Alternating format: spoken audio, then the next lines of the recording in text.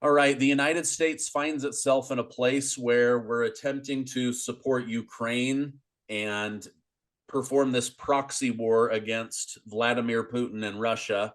We've got Israel dealing with Hamas and the Gaza invasion. We've also got China watching all of this, waiting to make moves on a global scale. I have a show favorite with me today, Colonel Douglas Macgregor. Thank you, Colonel Macgregor, for joining us again. Sure. So yesterday, an airplane with Israeli citizens arrived in Russia. The tarmac was infiltrated and swarmed with what I can only describe as Arab immigrants within Russia, chanting Allah Akbar as they admitted that they were there to hunt down and kill Jews. Russia's airport police and regular police had to make arrests and get the group under control. What are your thoughts on stories like this? Is this a Hamas group within Russia or just an anti-Israel group?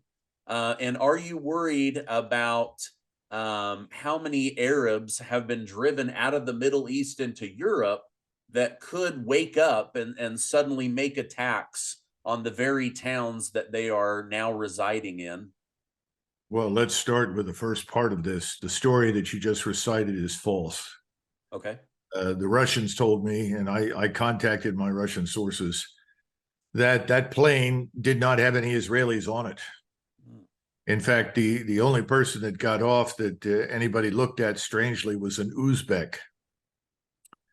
And what you had was not an Arab group by any means at all. These are simply Turkic people who live in Dagestan. Okay. Americans know nothing about the region as usual. And you have various different types, Dagestanis, Chechens. There are a whole range of tribes that have become nations over the years. They are Turks or Turkic, depending upon which definition you want to use. Everybody effectively between the border with Mongolia's border with Kazakhstan all the way to Turkey speaks effectively the same language. And we call those people Tatars, Turkic, any number of different things. The one exception, of course, are the Tajiks. They speak a version of Persian. In other words, indistinguishable from modern Farsi. But everybody else speaks Turkic. That means that the people living in the Caucasus and Central Asia can all read and listen to Mr. Erdogan. That's very important because Mr. Erdogan sees himself as the de facto leader of Sunni Islam and also prides himself on being the leading voice for Turkic or Turkish people and culture in the world. This is one of the reasons that the Russians have managed the 40 million or so Muslim Turks and Tartars in their country very carefully. Russia normally has no difficulty whatsoever with this. But I suspect that they've been listening to Mr. Erdogan, and they went there enraged at what is happening in Gaza, and they're not unique. And I would not confuse the rage at what the Israelis are doing in Gaza with anti-Semitism. It's in the interest of Israelis to brand everything as anti-Semitism, but there are many places in the world where Jews are completely safe, and I would include most of Central Asia in that category. No one objects to Jews, but there are lots of objections to things the Israelis do. So that's another distinction that we don't bother to make in the press. And if you turn on the mainstream, nobody keeps you informed about anything. Yeah. Okay. So you think that that was a false, like, feeder story through Western media? I doubt it. I think it's just that these people have been following things through Russian media as well as Turkish media. As I said, if you listen to Mr. Erdogan's speeches, they're very, very inflammatory. They're very nationalistic, but nationalistic in a way that we would regard as internationalist, because he's speaking not just to 90 million, 80, 90 million Turks in Anatolia. He's speaking to another 100 million plus in Central Asia. And we need to understand that. Mr. Putin does, and that's why he manages his relations with Mr. Erdogan very carefully. Yeah.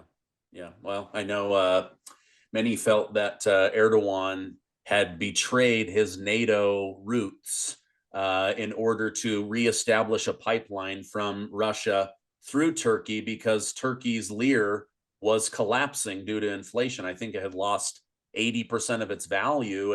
And so they're just trying to get their society and their country back up and running. Of course, the Western media is saying Erdogan has betrayed NATO. We should, stop all military weapon sales to Turkey.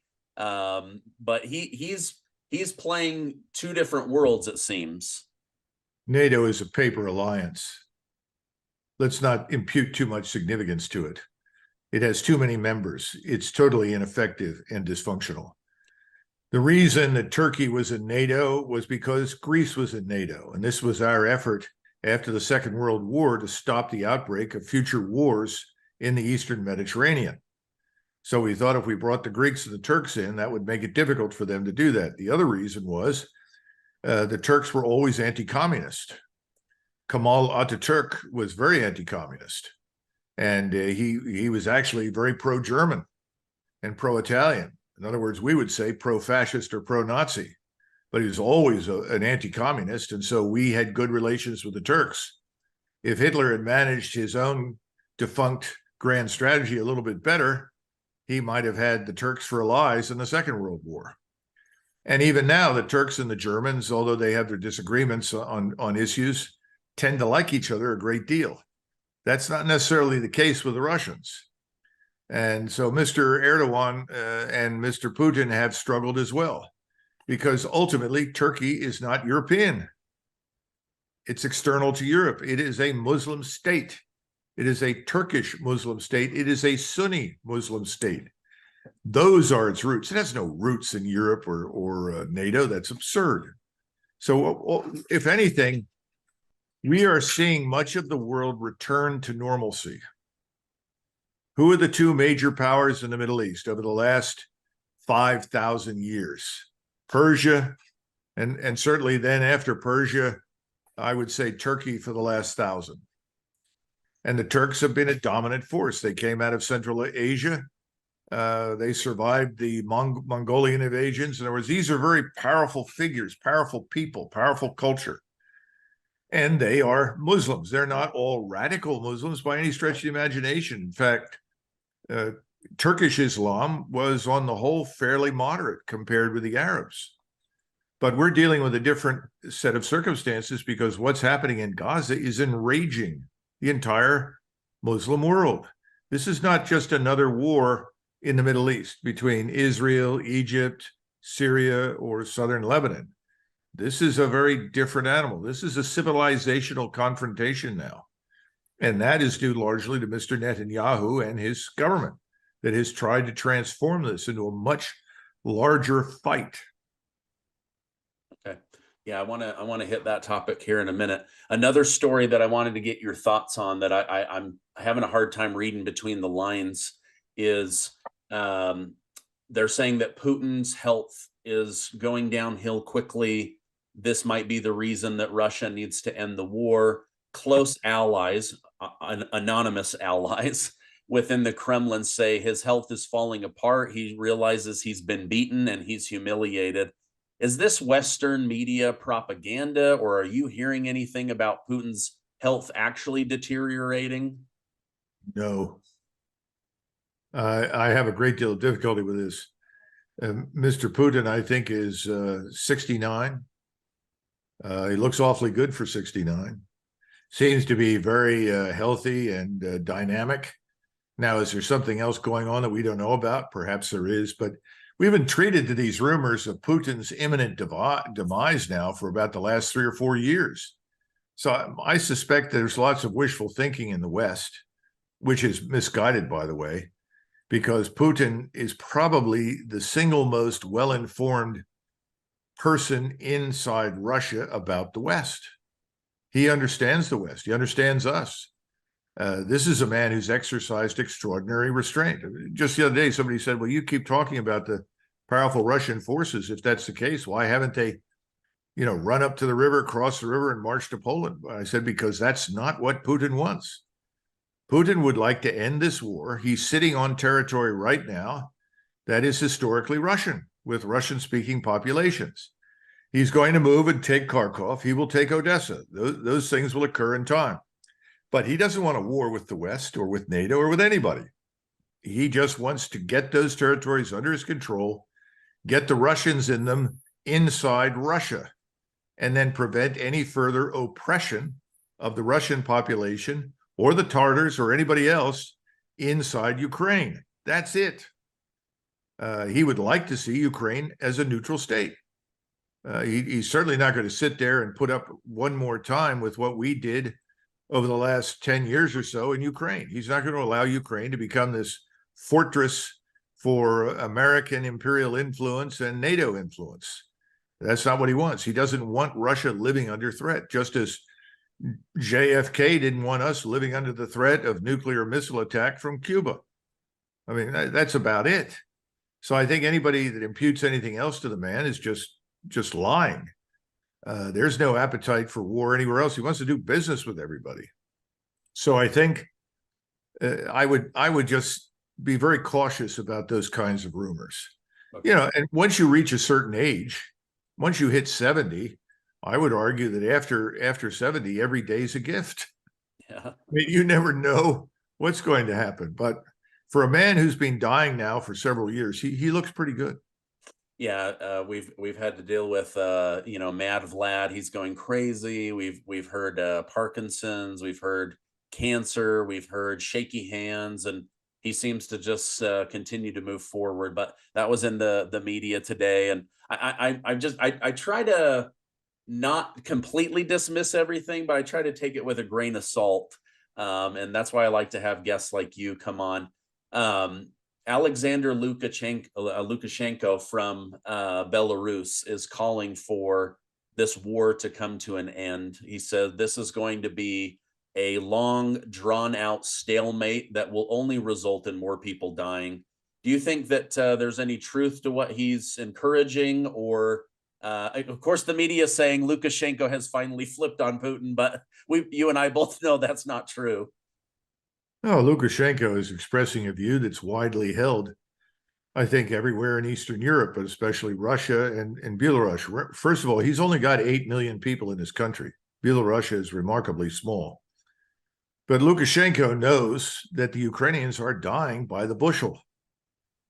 We think that 50% of Ukraine's population has fled the country, is under Russian control now, or dead. People tell me that 500,000 Ukrainians have died. Now, during World War I, and we fought for 110 days during World War I, we sustained 318,000 casualties, and 110,000 Americans were killed. Literally, 1,000 died for every day that we fought in France. That's stunning, isn't it? Well, run the numbers. How long has Ukraine been at war with Russia? Started in February. We're still short of the 2-year mark. So if we say, what is it, 21 months or 20 months of warfare, 500,000 Ukrainians are dead. We're talking Ukrainian soldiers. So I'm not talking about civilians. And perhaps that many or more wounded, horribly wounded. We're talking about an army that is falling apart, where if you want to be evacuated by an ambulance to a reputable hospital, you have to bribe the ambulance driver and the people on the ambulance to take you there from the battlefield. You have soldiers that are kept in small groups of no more than 3 or 4 together and then sent in as replacements because they're afraid if they try to replace platoons and companies, they'll end up with a rebellion against the Ukrainian government. This war is over. But we won't let it die because the regime in Washington wants to maintain the fiction that there is something good happening in Kiev. There isn't. There's nothing there but corruption and criminality. That's the truth. The Ukrainians are dying for nothing, pointlessly, in a war that should never have been fought. That's the truth. We don't want to accept that in Washington. We have this notion, we have all sorts of false notions, that Russia is something very different from what it is, and Ukraine is something very different from what it is. Only a few people in Europe are willing to stand up and tell us the truth.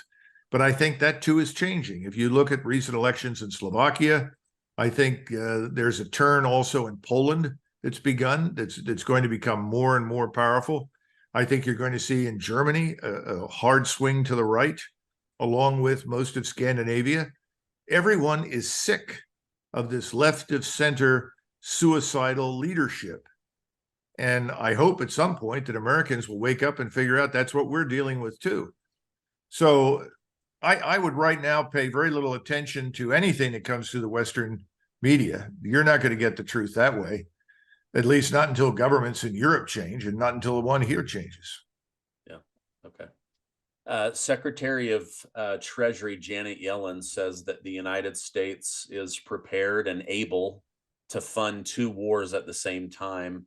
Is this true? Is this bluffing? Is she really just saying that Congress will do what Congress does and print more fake money? Yes, I think that's the first impulse.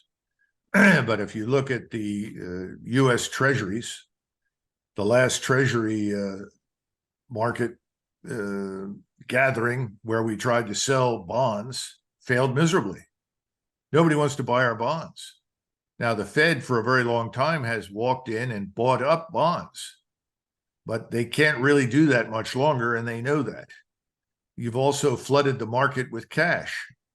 And how much longer can you keep that up? I mean, these are all the questions that competent financial analysts like Alistair MacLeod in London, and I think Mohammed El Arian, they're all trying to answer these questions. They all know that we are staring into the financial abyss.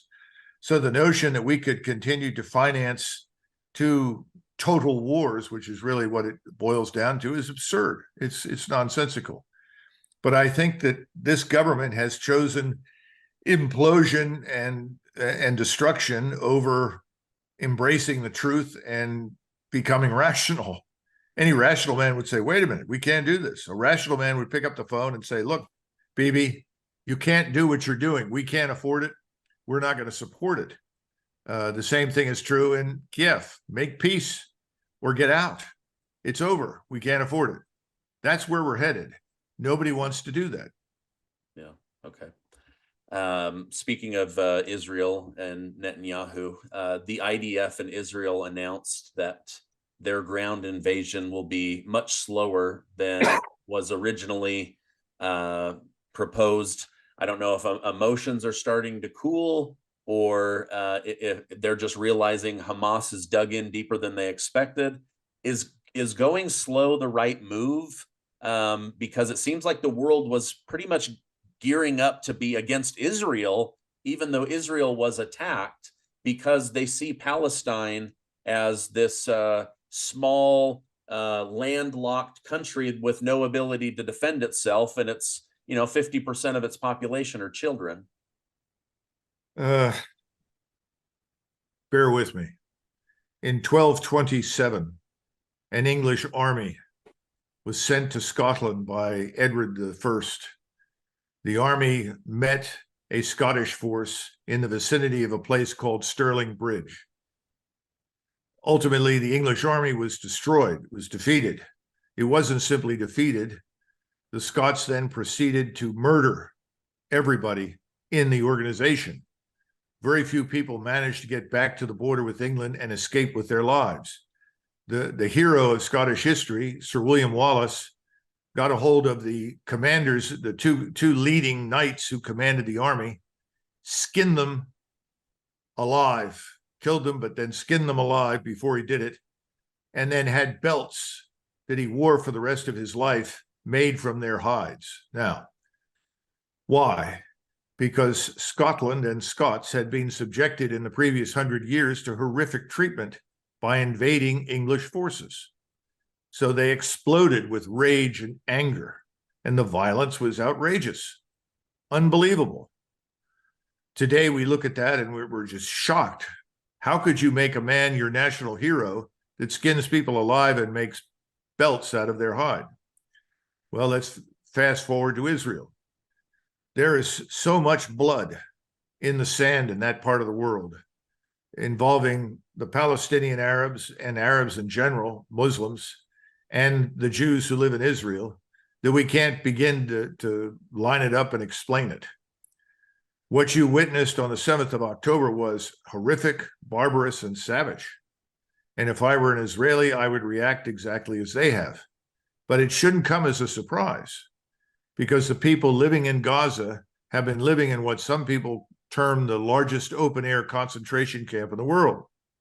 Now, some of that is their fault, and some of it is the fault, frankly, of the Israelis and also of the Arab states in the region, because you have Arab states in the region with enormous quantities of money who could have always intervened to help the people in Gaza and find a way out, even if it meant relocating them. But the Arab states in the region didn't want to do that. They didn't want any of these people in their country, and they saw value in maintaining the Palestinian Arab in a terrible position because it represented a permanent threat and irritant to the Israelis. Now, the Israelis, in the meantime, could they have done things differently? Well, of course, but we don't know the whole story. We can't recount everything here. My point is that this is not something that suddenly happened that was never going to happen. This was inevitable. The circumstances changed, and it happened. The question is, what are you going to do about it? And the Israelis have decided that it's time for the people in Gaza to go away. This is not an exercise in counterinsurgency. The Israelis are not clearing and holding something. They are expelling or killing and then permanently removing whatever they find. And their view is, if you're there with Hamas, if you're in the vicinity of Hamas, you're an enemy. You're a combatant. You deserve to die. Now, we in the United States, as a general rule, do not support collective punishment, which is what we're talking about. We find that unacceptable, violating the so-called laws of war and humanity. But that's what's happening. And the Israelis, as a result, have provoked the entire Muslim world. I told a friend of mine, who actually, we've known each other for years. He's also an Israeli citizen. And he pointed out, he said, Douglas, we have managed something no one else in history has done. We have united the Sunni and the Shia. Well, he's right. Yeah, he's right. That's the problem. And never before have the Israelis had to face in direct combat Turks, Persians, and Arabs all together. That's where we're headed. That's why I wrote the piece I did in the American Conservative called Avoiding Armageddon. If something isn't done and the Israelis go into Gaza and continue these operations, not only will they face Hezbollah on the northern front, they're going to face the rest of the region. Egypt, Jordan, they have no interest in going to war, but they will have to do it. They will have to fight because these are Muslims, and they will be accused of heinous crimes if they stand by and watch their fellow Muslims be slaughtered. The same thing is true in Turkey with Mr. Erdogan. I'm sure you saw the 1.5 million people show up in Istanbul to cheer Mr. Erdogan, who called the Israeli state a war criminal state. People are genuinely enraged. This includes people that don't necessarily like Erdogan, just as many Israelis are now supporting Netanyahu who don't really like Netanyahu because they see no alternative to this. Now, here's the wild card. The wild card is us. And the Israelis have worked tirelessly to cultivate control of our government. Our government is signed up to support Israel unconditionally, which means we are being pulled into a major regional war. We are going to be pitted against the Turks, the Iranians, all the Sunni Arab states in the region, probably states in North Africa. This will probably have an impact on the Muslims in India and certainly Pakistan.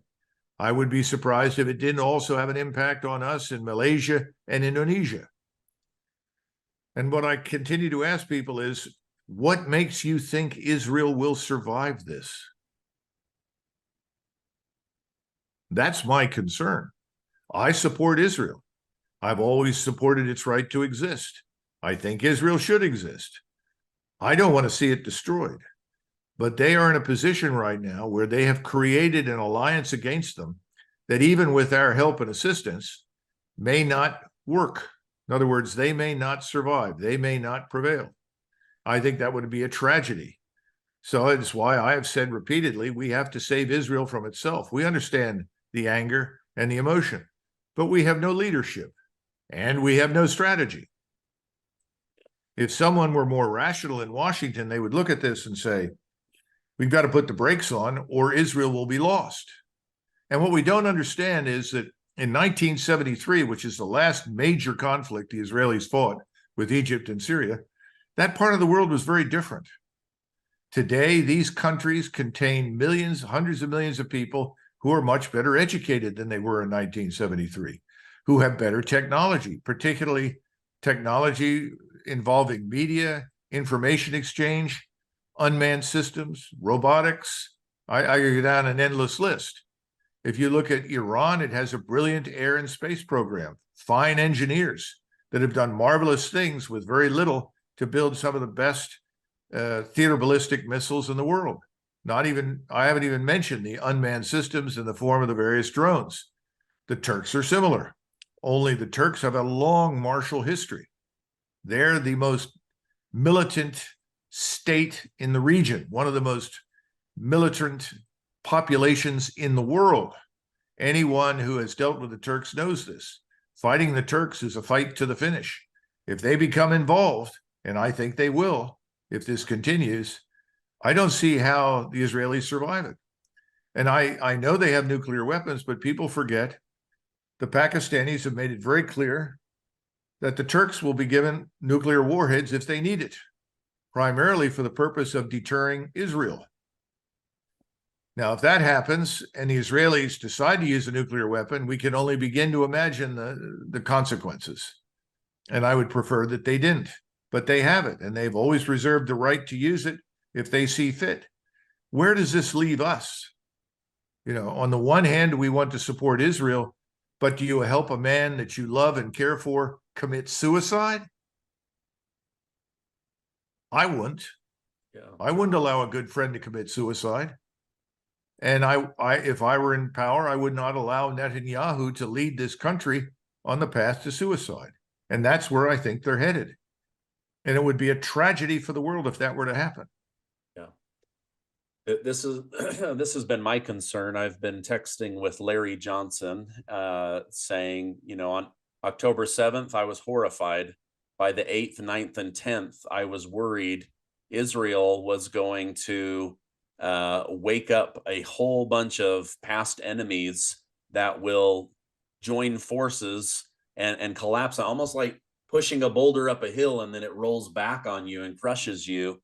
And so I've been grateful to see them slow things down, but I do worry that they're still they're going to provoke something that they can't control and they can't defend themselves against, because at the end of the day, they're a vital nation. The technology, the medical that comes out of there is second to none. But they also have a lot of enemies. And like you say, there's so much blood in that sand for thousands of years. It's a ball of yarn that none of us can unravel in a podcast because it's so complicated. Yeah, well, right now, Stephen, the Israelis are going to complete this mission. They're devoted to it. They're committed to it. I understand that. My fear is it will be the end of them. But no one should doubt that the Israeli Defense Force will do this. Now, in the meantime, as this war widens, which it will, and we become involved, because we will become involved if Hezbollah attacks, it's been made very clear in the press that we will go to the aid of Israel. In other words, we'll compensate for the Israeli presence in the West Bank, which is going to revolt, and its presence in Gaza. We'll compensate by sending aircraft, I'm sure, from the aircraft carriers and other locations in to help. The problem is that there are new technologies in the region now. You have the Russian S-400 and you have S-300s. You've got a lot of different air defense missions. We will not escape casualties. We will take casualties. You also have navies at sea that are a problem. We're looking at the 100+ ships that put on a performance for Erdogan on the 100th anniversary of the founding of the Turkish Republic just the other day. But the Turks have very fine submarines. Interestingly enough, they have the same submarines that the Israelis do that were built in Germany. course, the ones that the Germans built for the Israelis were built free of charge, but the Turks paid for these. And they're very deadly. These are diesel electric submarines that are very tough to track, very effective in shallow water. And, by the standards of the United States Navy, the Eastern Mediterranean is a puddle. Our preferred areas of operation are the Atlantic and the Pacific. It's very difficult to take us on in the Pacific. If anybody tried to attack or invade us, we'd meet them in the mid-Pacific and they'd never get anywhere. This is different. We're too close to too many land masses that could exact a price from us. So I don't know what happens to us, but it's not going to be cost-free. Let's put it that way. And then beyond that, we may not even succeed in our ultimate goal, which is to preserve and rescue Israel. That's the problem. And the secondary and tertiary effects, the downstream effects, whatever you want to call them. You close the Straits of Hormuz, you close the Suez Canal, you shut off all the oil, all the energy that comes out of that region. Now we say, well, we have energy. Well, that's true, but we have systematically undermined our own energy sector since Biden came to office. It's going to take us years to recover. You can't get people to provide the enormous investment that's required for drilling unless they see evidence that there's a long-term strategic payoff. In other words, that they'll survive. What they can't go through is making all of those investments, lose all that money when someone steps up and says, sorry, new Green Deal again, you're out. So this is a problem in Europe. It's a problem in the United States. Now, you mentioned Europe earlier. The massive numbers of millions of people from the Middle East and Africa in particular, not exclusively, but largely from those areas that have poured into Europe, were never there for the purpose of, let us say, becoming Europeans. Yeah. That's all nonsense. In fact, Mr. Erdogan was very clear to the Turks living in Vienna that they had done more to advance the cause of Islam by coming and settling in Austria and Germany than they ever did with the Ottoman armies that once besieged Vienna the last time in 1683. They see themselves as conquering through reproduction. And these people are not friends of the civilization in which they currently reside. I cannot imagine this ending well in Europe.